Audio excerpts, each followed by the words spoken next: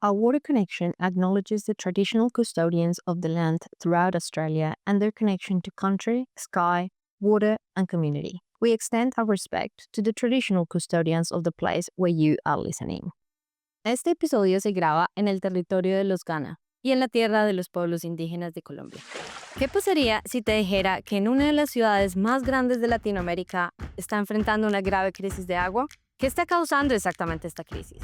¿Y cómo pueden las ciudades como esta construir resiliencia para las generaciones futuras? En este episodio exploramos la ciudad donde nací, Bogotá, y la crisis de agua que están experimentando actualmente.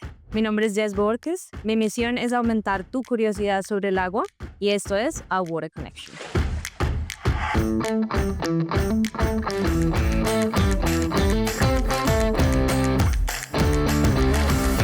Este episodio es muy especial para mí.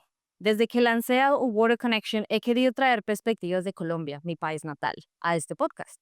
Ha sido algo que he tenido en mente durante un tiempo y sé que muchos de ustedes en nuestra comunidad también lo han pedido. Hoy ese momento finalmente ha llegado. Y no solo eso, hemos decidido también grabar este episodio en español y en inglés, por eso lo estás escuchando en este momento en español. Estoy muy emocionada de hablar con el profesor Juan Saldarriaga. El profesor Juan Saldarriaga es un líder experto en sistemas hidráulicos urbanos, con más de 25 años de experiencia en investigación y academia en la Universidad de los Andes en Bogotá, Colombia. Como director del Centro de Investigación en Sistemas de Distribución de Agua y Alcantarillado, CIACO, su trabajo se ha centrado en la optimización de la distribución de agua potable y los sistemas de drenaje urbano, particularmente en países en desarrollo. Su investigación abarca modelos matemáticos y físicos de calidad del agua en redes de distribución y enfoques innovadores para el drenaje urbano sostenible.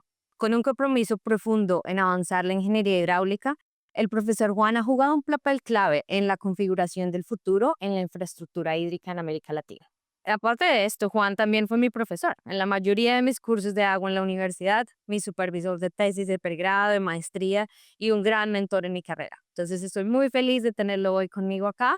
Bienvenido a Water Connection, Juan. Jessica, muchas gracias por esa presentación. Tal vez demasiados méritos estás diciendo. Yo creo que soy un profesor normal, que he tenido la suerte de tener unos estudiantes excelentes como tú.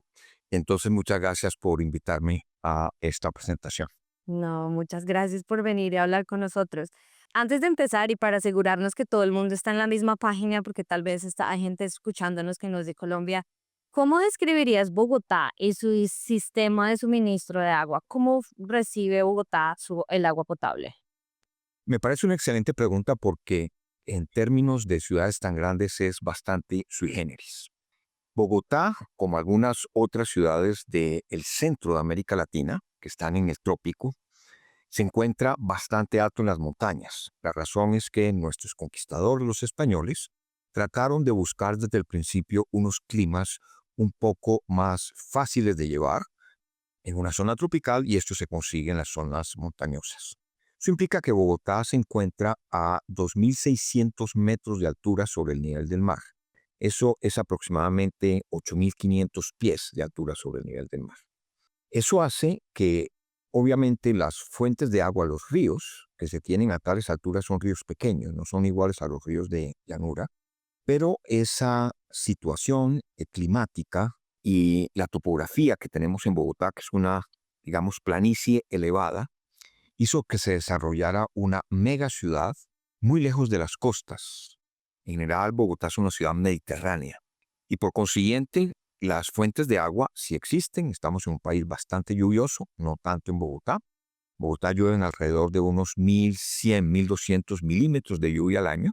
Tenemos entonces una serie de fuentes de agua en donde, repito, son ríos relativamente pequeños, pero estamos bendecidos con la cantidad de agua porque aún estando a 2.600 metros de altura, nuestro sistema, en casi su totalidad de distribución de agua potable, funciona por gravedad. Es decir, el agua la estamos captando en alturas todavía mayores, en montañas cercanas que pueden llegar a los 3.000, 3.100 metros de altura. Bogotá tiene en este momento, la ciudad capital de Colombia, tiene aproximadamente unos 7.500.000 habitantes. Sin embargo, el sistema de acueducto cubre otras ciudades relativamente cercanas y también sumando el consumo equivalente de industria y de comercio, hace que el sistema de Bogotá le esté prestando servicio a una población equivalente cercana a los 10 millones de habitantes. Sí, claro. Es una ciudad bien diferente. Así es que no sé aquí en Australia, por la altura, por la precipitación, la cantidad de agua que está ahí, obviamente la población. Pero sí es muy interesante aprender pues que todo funciona por gravedad, por fuentes de agua que están incluso más altas de los 2.600 metros. Juan, ¿podrías darnos una visión general de lo que está pasando actualmente? ¿Cuál es la crisis del agua que Bogotá está pasando y qué factores han contribuido a que esta situación haya llegado a este extremo? Voy a empezar a decir un poquito acerca de lo que es el sistema de abastecimiento, el sistema de captación de agua. Como mencioné antes, tenemos varias fuentes, pero digamos que son dos fuentes principales. Una que queda al norte de la ciudad, en donde tenemos una planta de tratamiento con una capacidad de 10.5 metros cúbicos por segundo y que tiene asociados 3 embalses, todos con nombres indígenas. El embalse más grande es el de Tominé, y hay otros dos que son Neusa y el Cisca. Esos embalses llevan el agua al río Bogotá y aguas abajo de los embalses tenemos una captación que nos lleva a una primera planta que la llamamos la planta de Tivitok, como mencioné antes, con una capacidad de 10.5 metros cúbicos por segundo de tratamiento. Muy vieja, muy vieja. Es una planta diseñada hace 80 años, debe estar construida hace unos 70 años, pero ha sido actualizada, funciona realmente bien para esa capacidad que tiene. Posteriormente, hacia los años 80 aproximadamente, es decir, estamos hablando de hace 45 años, se hizo un desarrollo al este de la ciudad, en donde tiene una zona montañosa, es un parque nacional, agua de excelente calidad y se encuentra, como dijimos antes, bastante más alta que la ciudad de Bogotá. Es el páramo de Chingaza, en donde tenemos un embalse relativamente grande, el embalse de Chuza, y el agua se trae a través de túneles hacia la ciudad de Bogotá, donde tenemos otro embalse pequeño, el embalse de San Rafael. Y es interesante mirar, dije, traer el agua a través de túneles, porque está en otra cuenca. Muy Ya. cerca a Bogotá está la divisoria de aguas, entre las aguas que van hacia el mar Caribe, al norte de Colombia. Ahí está entonces la primera planta que mencioné, el río Bogotá, pero muy cerca a la ciudad, a unos 100 kilómetros de distancia, está la divisoria de aguas que lleva el agua hacia el Orinoco, es decir, uno de los grandes ríos de Sudamérica, recorre buena parte de Colombia, de la frontera con Venezuela, y traemos el agua entonces de ríos tributarios a ese gran río, que está muy lejos de Bogotá. Estamos hablando de, en línea recta, alrededor de unos 700 o 800 kilómetros de distancia. Pero captamos el agua en los ríos más cercanos, es un agua muy pura, prácticamente no requiere un tratamiento más allá de una filtración directa, a diferencia de la planta antigua que sí requiere entonces un tratamiento mucho más convencional. ¿Qué es lo que está sucediendo en este momento? Parte del problema está directamente relacionado con cambio climático. El cambio climático en los países como Colombia, estoy hablando de los países andinos tropicales, tiene las siguientes connotaciones. Los años niño, cuando hay un fenómeno del niño, en Colombia hay menos lluvia que el promedio normal para el país. Sin embargo, tenemos una cantidad de lluvia muy, muy alta. Los años niña, que es cuando al otro extremo nos vamos, son años que realmente son muy secos en la zona andina de Colombia. Sin embargo, como mencioné antes, el sistema de abastecimiento al este de la ciudad está en la cuenca del Orinoco. Entonces, lo que acabo de decir, de que los años niños son muy lluviosos, eso es en la cuenca del río Bogotá, pero en esos mismos años, niño, en el Orinoco, hay bastante menos lluvia. Entonces, en Mm. principio suena bien, pero hemos tenido, digamos, unos últimos años con lluvias muy pocas. Estamos esperando que este año fuera un año niña para recuperar los niveles de los embalses. Y sí es un año niña, pero es un año niña débil. Ya. Entonces, los embalses están todos muy bajos. No podemos seguir bajándolos y por esa razón en este momento estamos en un racionamiento. La segunda planta, la planta más moderna, la planta de Wiesner, tiene una capacidad de 12 metros cúbicos por segundo y tenemos otras plantas en Bogotá para una capacidad total de 27 metros cúbicos por segundo. Sin embargo, por estas circunstancias climáticas y por otras circunstancias como mantenimientos en las plantas, nos vimos entonces enfrentados a un racionamiento en este momento que es algo, no es muy severo, pero sigue siendo un racionamiento que es algo, digamos, grave en términos de la operación de un sistema de distribución de agua potable. Eso es lo que resume un poco y también pues tenemos un problema de más largo plazo que tenemos que resolver para aumentar la resiliencia del sistema y es que lo recomendable a nivel mundial es que cuando la capacidad total de oferta de agua potable tenga menos de un 30% por encima de la demanda que se tiene, en ese momento la curva de demanda se puede acercar máximo al 70% de la oferta que tú tienes, de lo que puedes tratar. En ese momento debería entrar un nuevo proyecto. Uno nunca Mm. debería dejar que la demanda se acercara mucho a la oferta, pero eso implica inversiones complejas, largas, etcétera, etcétera. Y parte del problema que tenemos en Bogotá es ese, y es que nuestra curva de demanda se acercó mucho a la curva de oferta y el sistema pierde resiliencia. Cualquier daño, un efecto climático, te pone en el problema en que estamos. Esa es como un resumen muy rápido de lo que está sucediendo en No, Bogotá. claro, un resumen, sí. Entonces, parte es el cambio climático, que era una de las otras preguntas que tenía acá, si había sido parte, digamos, de esto. De pronto, sí, haber dejado esa curva de oferta y demanda acercarse mucho, porque si ponen en un punto vas bien vulnerable al sistema, que si hay un año seco, inmediatamente estás en ese lado. Ya lo mencionaste, pero digamos en términos de lo que ha significado esto para la población, pero ¿qué tan grave ha sido esta escasez? ¿Nos puedes contar un poquito qué impactos ha tenido esto en los residentes y en las industrias en Bogotá para que todo el mundo pues, sepa cómo han funcionado los últimos meses en Bogotá? No, todavía no es grave y no nos estamos aproximando al día cero, como sí se aproximaron muchísimo en Ciudad del Cabo, en Sudáfrica. Al inicio digamos, del problema, cuando ya se puso en evidencia que teníamos que entrar a un racionamiento, el consumo de agua en Bogotá era de alrededor de unos 19 metros cúbicos por segundo. Eso era lo que estaba saliendo de las plantas. Eso incluye las pérdidas también. Y ese es un punto del que voy a hablar más adelante. Eso es medido a la salida de las plantas con la calidad de agua exigida por nuestras normas del Ministerio de Ajá. Salud Pública. Entonces se empezó primero un casi que autorracionamiento, podemos llamarlo de esa manera, y es a través de una serie de medidas educativas en los medios de comunicación. Se trata de que la gente esté consciente de que es necesario empezar a ahorrar agua. Voluntario, no hay nada punitivo, no es que se van a aumentar las tarifas, nada de eso. Y se logró bajar bajo esa medida de los 19 metros cúbicos por segundo a 17 metros cúbicos por segundo. Sin embargo, no era suficiente, no es suficiente. Es necesario que nosotros bajemos en Bogotá a 15 metros cúbicos por segundo. La razón es que necesitamos que los embalses se recuperen.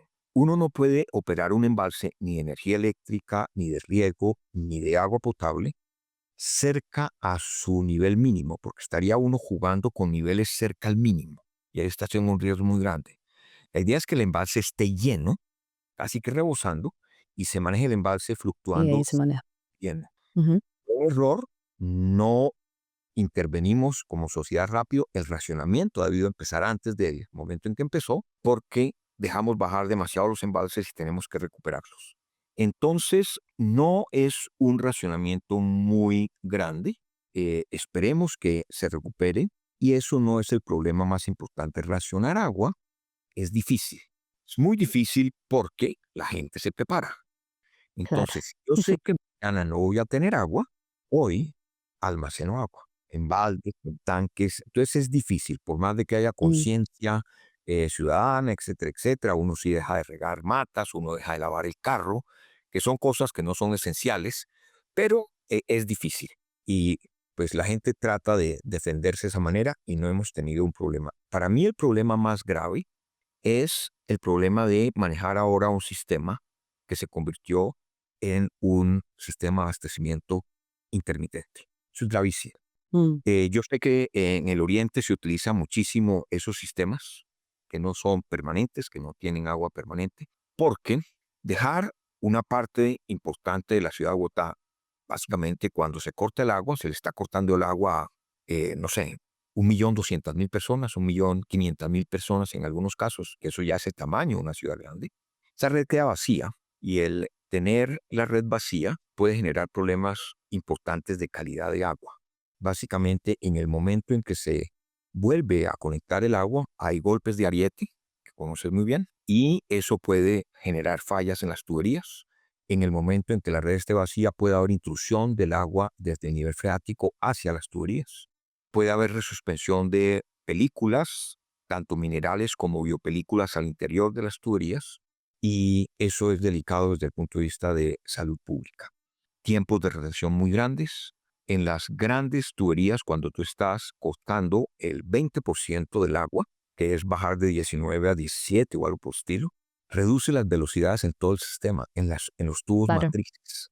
Y eso tiene implicaciones también de calidad de agua. Entonces no es bueno estar hablando de un sistema de abastecimiento de agua potable intermitente en ninguna parte del mundo. Eso trae unos problemas importantísimos y esa es tal vez la preocupación más importante que hay en este momento. Claro, sí. Y eso puede ser una parte que la gente no, digamos, no tiene mucho acceso a entender como esa parte de la problemática. La población tal vez piensa más como en el día a día, lo que está haciendo con el agua y en los embalses, que es el otro extremo, pero no en qué pasa realmente desde ese embalse, desde la captación y de la planta de tratamiento en todo el sistema de tuberías. Juan, ¿cómo crees que se podría mejorar este sistema de distribución de agua? Tú lo mencionaste antes, para mejorar su resiliencia, para prepararnos para un futuro donde probablemente pueda haber más sequías o como tú lo dices que para Bogotá es un poquito como un balance, a veces esta cuenca va a tener baja precipitación mientras la otra tiene alta o puede ser bien diferente. ¿Cómo podemos preparar el sistema de distribución de agua para que sea más resiliente en el futuro?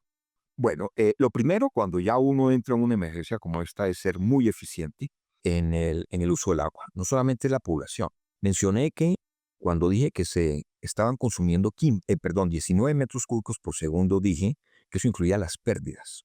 Eso tal vez es lo primero que uno puede empezar a resolver en un sistema. Es lo más rápido porque lo otro implica hacer más infraestructura, ya me refiero a eso posteriormente. Bogotá tiene un total de 37% de pérdidas o de agua no contabilizada. Eso es normal en América Latina porque no es que toda esa cantidad de agua se pierda. Lo primero que hay que hacer es entender cuánto realmente se está perdiendo, porque eso incluye, y esta es, digamos, que la filosofía difundida por la IWA, la International Water Association, Sí, inglesa, sí.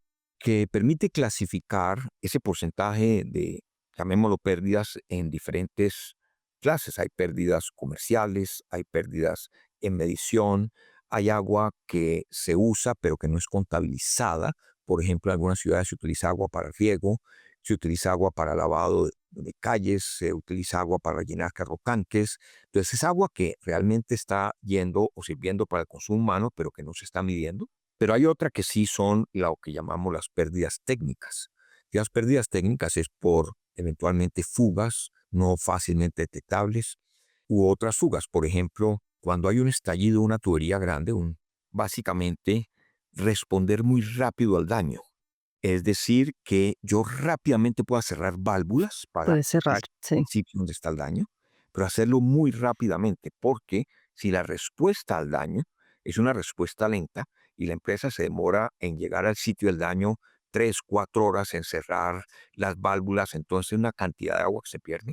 Entonces por ahí es donde uno debe empezar y efectivamente así está empezando en este momento la ciudad de Bogotá haciendo un plan de reducción de pérdidas muy inteligente, es lo primero que se puede hacer. Lo segundo para hacer el sistema resiliente es realmente alejar la curva de oferta de la curva de demanda.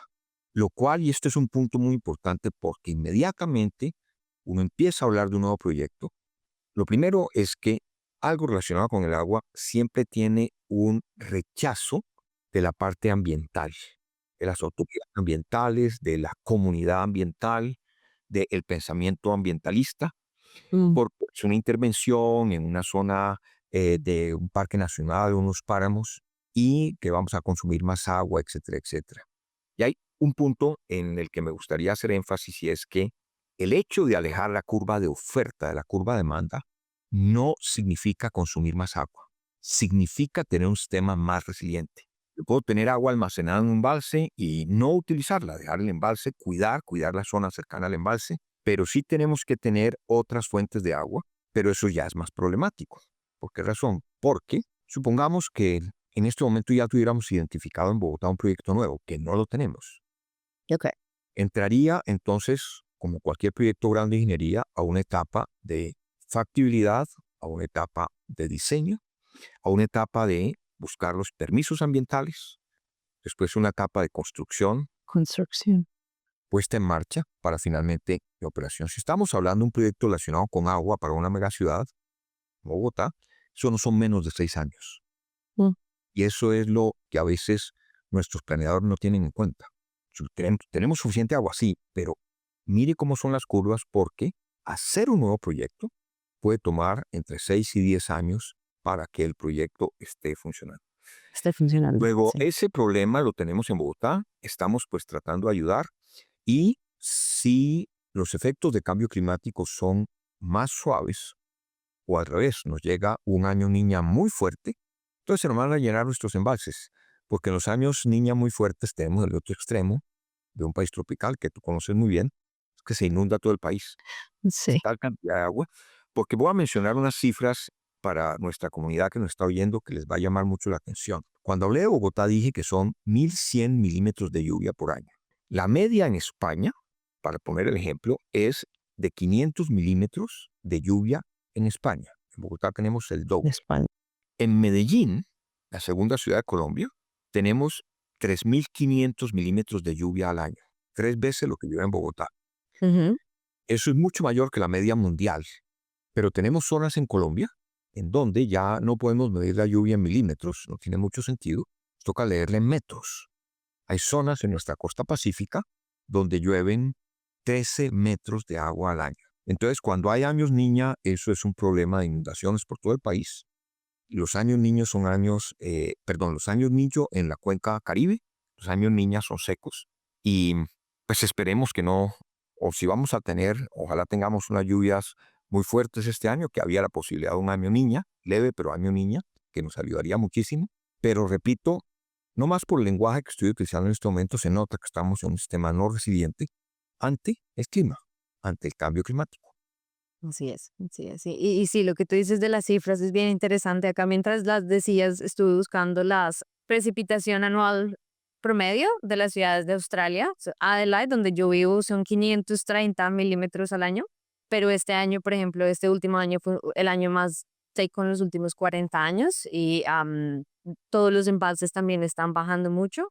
La diferencia es que Adelaide tiene una planta desalinizadora de agua, entonces esta fuente como que la están usando muchísimo más ahora para, digamos, balancear de eso, pero igual es un problema que es en todas partes. Acá en Adelaide también se está mirando mucho qué va a pasar en el futuro porque acá se espera que va a llover mucho, mucho menos.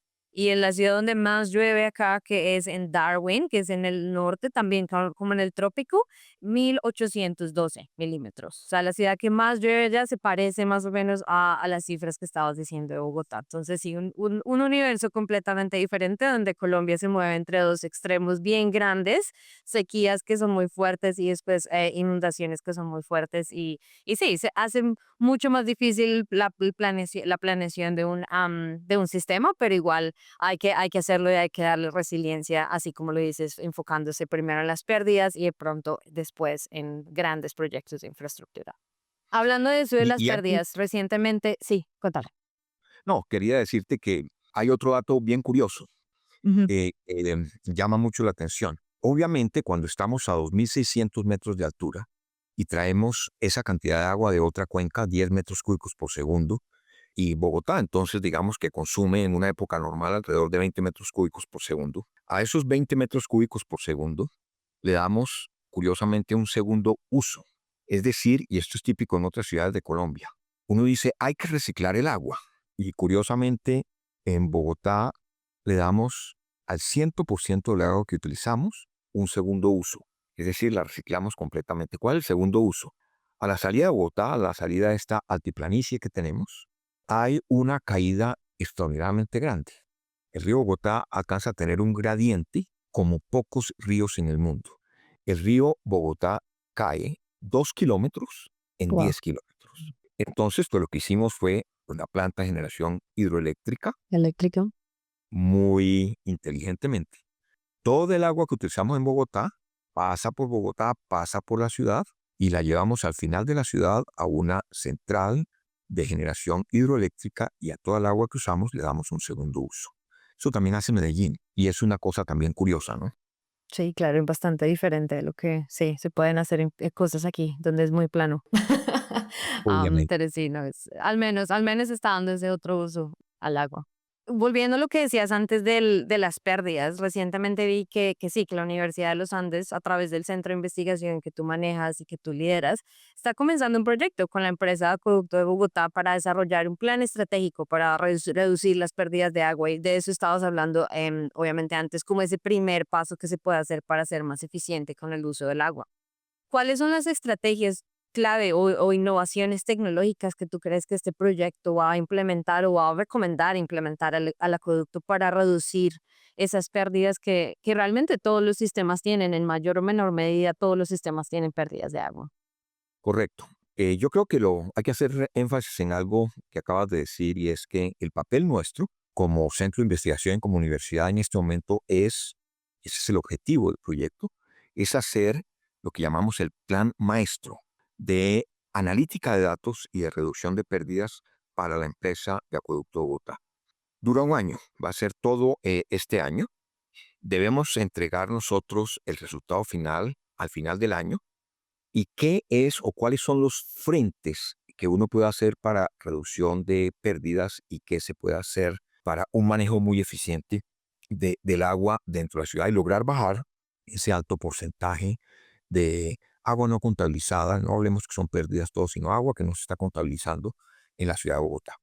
Entonces, lo primero precisamente son pérdidas técnicas, que son como las más cercanas a nosotros como ingenieros, que es realmente determinar, por ejemplo, zonas o cómo se podría utilizar la analítica de datos, la modelación en periodo extendido de un modelo hidráulico de la red de distribución, cómo se podría identificar aquellas zonas de la ciudad donde con mayor probabilidad tenemos más fugas, digamos técnicas, más roturas de tubería. Y eso eventualmente puede llevar a que uno de los proyectos que se puede plantear es en tal parte de la ciudad, el proyecto prioritario empiece a cambiar las redes. Empieza a cambiar porque ya son muy viejas, utilizaron materiales que eran tecnología de punta en los años 60. Por algún ejemplo, en los años 60 en América Latina, 60 y 70 se utilizó mucho el asbesto cemento. Ujú. Era material de tecnología de punta para el abastecimiento de agua potable. Ya no. Entonces, cambiar esas tuberías, ese es como uno de los aspectos en donde uno podría ser muy innovador a través de las técnicas computacionales. Lo segundo es entender muy bien, entonces, van las pérdidas técnicas, las pérdidas comerciales. La empresa Acueducto toma una impresionante cantidad de datos alrededor de presiones en la red, alrededor de calidad de agua en la red y sobre todo alrededor de los consumos domiciliarios. Hay que decir que por ley en Colombia, cada uno de los usuarios, cada uno de los suscriptores, por ley, tiene que tener un medidor domiciliario. Entonces, el cubrimiento de medidores domiciliarios es el 100%.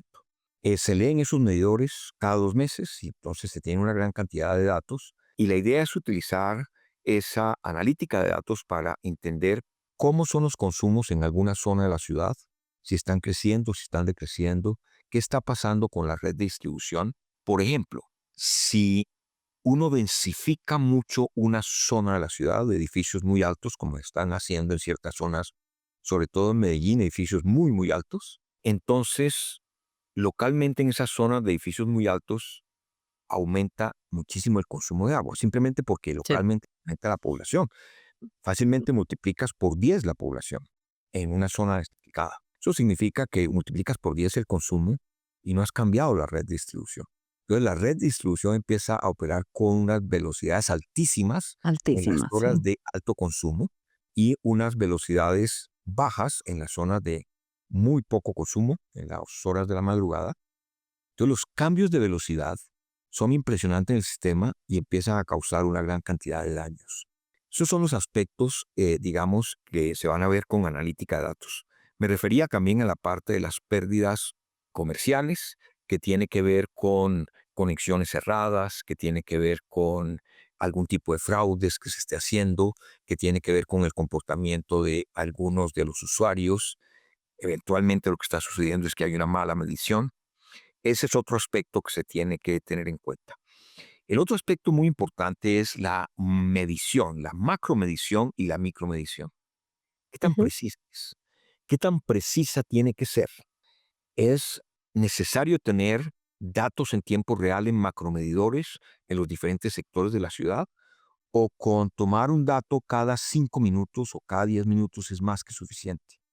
No necesitamos, creemos, tener macromedidores que estén enviando, no sé, mediciones con una frecuencia de 500 hercios, es decir, 500 lecturas por No, segundo. claro. La hidráulica en una red tan grande cambia muy rápido. Tú operas una válvula y para que la operación se sienta, digamos, a 2 kilómetros aguas abajo dentro de una ciudad, eso toma horas. Entonces, esa es la parte que también se está estudiando de forma detallada. Se va a estudiar de forma detallada todo lo que tiene que ver con macro, micromedición y con todas las tecnologías modernas de control, eventualmente control a distancia, control en tiempo real. Y entonces se empiezan a identificar una gran cantidad de proyectos. Hay otros temas que también se están estudiando que tienen que ver un poco con la parte, tal vez muy importante, casi que he debido mencionar al principio, el nivel económico de pérdidas. Eso lo hace nuestra Facultad de Economía, que es parte del proyecto también. ¿Qué es el nivel económico de pérdidas? Cuando uno tiene unas pérdidas altas y empieza a invertir en bajar las pérdidas en los primeros proyectos, que son los que estamos tratando de identificar, el efecto es muy rápido. Tú empiezas a reducir las pérdidas rápidamente con poca inversión. Pero ya cuando has bajado y digamos ya has llegado al 20% de pérdidas, desde 37 bajar al 20%, no es tan difícil. La inversión que se hace por cada dólar que inviertes, tu retorno es mucho mayor. Sí. Pero ya cuando uno empieza a querer bajar mucho más, cada dólar que inviertes no te da de retorno. Ya no te da lo mismo. Ujú. Entonces, ahí uno puede decir, no, pongámosle un costo ambiental al agua que se pierde. Entonces, vuelve y juega, cada dólar que inviertes puede tener una rentabilidad buena si tienes un costo ambiental para el agua. Pero llega un momento en que no, ni siquiera. Llega un momento que, por ejemplo, bajar por debajo del 15% no tiene sentido económico. Ujú. Entonces, eso es el primer paso que se debe hacer y es decirle a la empresa de una ciudad, cuál es su nivel económico de pérdidas. Y hasta ahí es donde podemos plantear los primeros proyectos. Esa es como la idea. Vamos a hacer un conjunto de proyectos. Se va a utilizar una técnica de priorización de proyectos para decirle a la empresa cuáles deben desarrollarse primero, porque la idea es que empiecen desde el 1 de enero del año entrante. Qué bueno, suena muy interesante y como lo mencionaste inicialmente, puede ser como ese primer paso que tiene la empresa de acueducto para moverse en una dirección que los pone en un sistema mucho más resiliente. Entonces, sí, estaremos escuchando y viendo las noticias de cómo va este proyecto y de pronto en un año, entonces te tenemos otra vez acá para que nos cuentes cuáles fueron esos proyectos y esas grandes cosas que le recomendaron al acueducto hacer para bajar su nivel de pérdidas. Pero sí, el nivel económico es muy importante. Ya en un momento puedes poner toda la plata al mundo, pero ya no te va a bajar tanto las pérdidas, entonces ya realmente no vale la pena. Y como mencionamos, todos los sistemas tienen pérdidas, entonces probablemente es encontrar ese equilibrio. This episode is proudly supported by the Chris Davis AM Fellowship, an initiative of the Australian Water Association. His legacy lives on through this fellowship, empowering efforts to keep his passion for innovation and community impact alive. We're honored to have the support of this fellowship this season too, as we continue to share stories that connect us all to water. Now, back to the episode. Juan, ¿cómo le explicarías tu trabajo si tienes un amigo que no trabaja en nada de este sector, no sabe nada de ingeniería del agua, no sabe? ¿Cómo le explicas tú a ese amigo tu trabajo? Uy, esa es una muy buena pregunta y es un problema que tenemos los ingenieros. Los ingenieros tenemos la manía de hablar mucho con ecuaciones y hablar con números y hablar con cifras y realmente, como tú dices, no todo el mundo está preparado para eso. Pero tengo un símil que me ha servido mucho para explicarle a las personas lo del manejo de los embalses. Y es el símil de una alcancía, el piggy bank, como dicen los Ujú. norteamericanos. Uno puede llenar la alcancía de monedas, estarla llenando y quiere utilizarla para de vez en cuando realizar un gasto. Entonces tú la puedes abrir, sacas el dinero y lo sigues reponiendo, etcétera, etcétera. Y la idea es mantener el marrano, piggy bank, la alcancía, lo más llena posible. Sí. Y ahí entonces juegas es con que sí, tienes un dinero y puedes, pero la tratas de mantener llena posible porque en algún momento sí llega un gasto mucho más grande y entonces bajas la alcancía hasta la mitad o casi hasta el final. Pero si tú tienes la alcancía vacía y empiezas a sacar monedas, entonces llega un momento en que un gasto pequeño te vacía la alcancía y no puedes gastar. Ujú. Es eso. Entonces, cuando tengas un piggy bank, trata de tenerlo lleno siempre y fluctúa la moneda en la parte alta de la alcancía y no en la parte baja. Eso sería la forma como explicaría a una persona la operación de un embalse y cómo entonces nunca hemos debido, en el caso de Bogotá, dejar bajar tanto los embalses. El racionamiento, como dije antes, ha debido empezar antes, pero Antes. obviamente para las autoridades políticas tomar la decisión de ir a un racionamiento tiene unos costos políticos que muchas veces ellos no quieren asumir. Sí, así es. Juan, ¿y cuál sería tu mensaje? Nuestra comunidad está muy conformada por jóvenes que son profesionales del agua, que tal vez están empezando sus carreras o tal vez están estudiando. ¿Cuál sería tu mensaje para estos jóvenes profesionales del agua que podrían estar escuchándote en este momento? Hace 40 años, un profesor norteamericano me contestó la pregunta que tú estás haciendo. Yo le dije en algún momento que yo querría estudiar, hacer mis estudios después de la carrera de ingeniería civil en el área de aguas. Y él me contestó inmediatamente que le parecía muy bien porque yo iba a ser el ingeniero del futuro. Eso sería lo que yo le diría a esos jóvenes profesionales que tenemos acá. Estamos en una ingeniería que va a tener un futuro muy grande por todo lo que estamos mencionando. El ser humano no puede vivir sin agua y estamos en un ambiente en muchas partes del mundo de cambio climático que en algunas partes está causando escasez tremenda de agua. Mencionamos el ejemplo de España, por ejemplo, pero hay otros países, la India, por ejemplo, también, acabas de mencionar Australia, y vamos a tener que resolver esos problemas. Pero también en otras partes del mundo es todo lo contrario, un exceso de agua. Vamos a tener zonas del mundo donde los niveles del mar van a estar subiendo y van a estar poniendo en problemas muy serios, muy graves a ciudades costeras. Hay que trabajar también con ellos.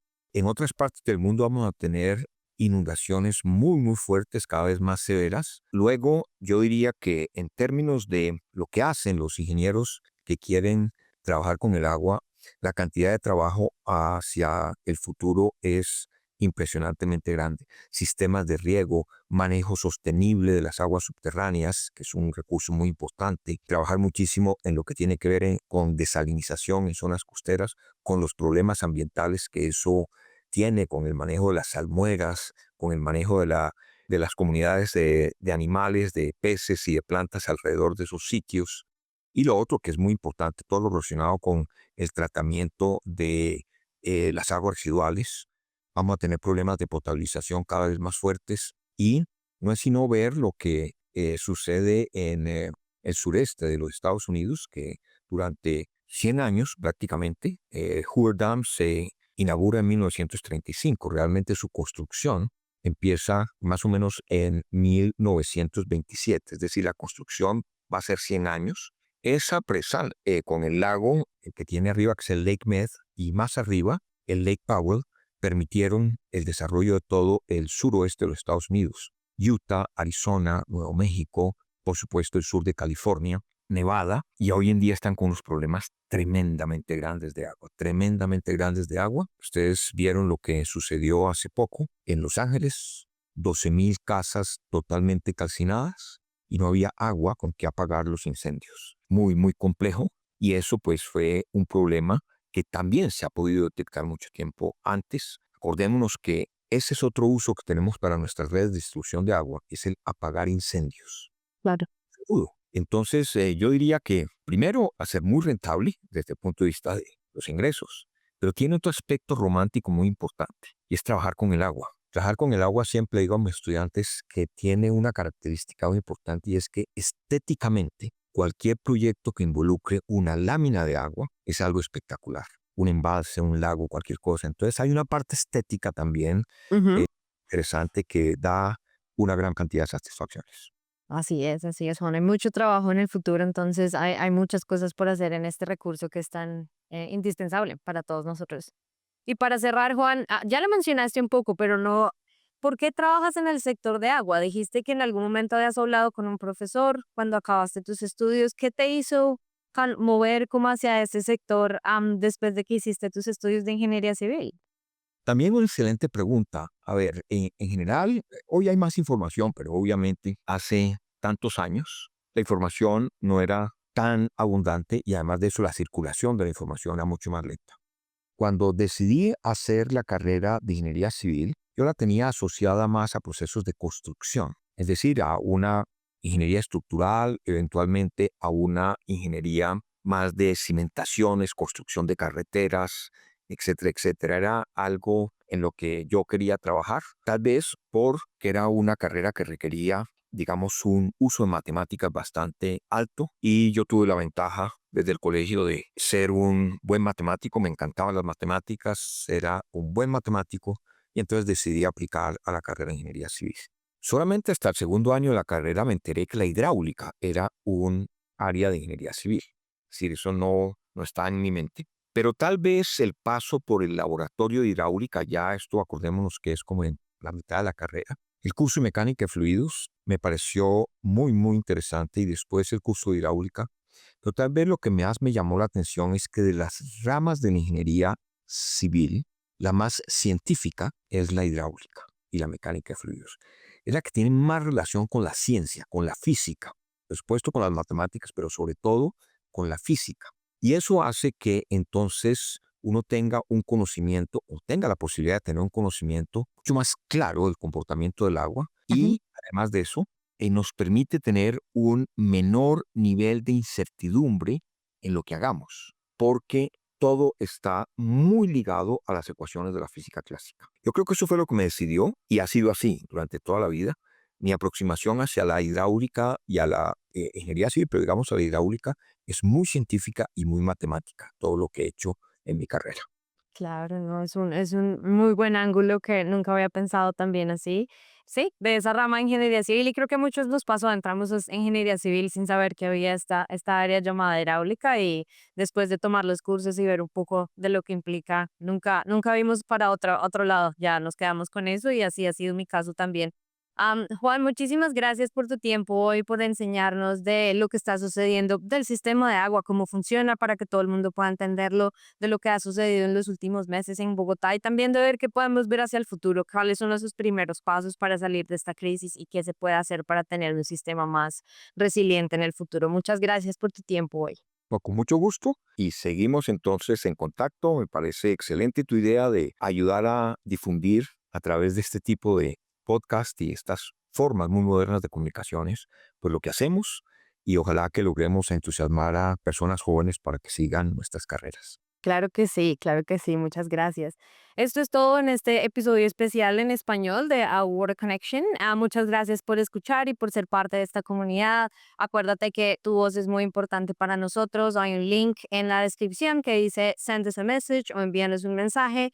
Nos puedes contar qué aprendiste del sistema de Bogotá hoy o si tienes algún comentario o idea para temas nuevos que podemos explorar acá. No olvides seguirnos en tu plataforma de podcast favorita y en redes sociales para cualquier actualización, resumen o otras maneras de conectar. Sigue explorando esa curiosidad y nos vemos la próxima vez.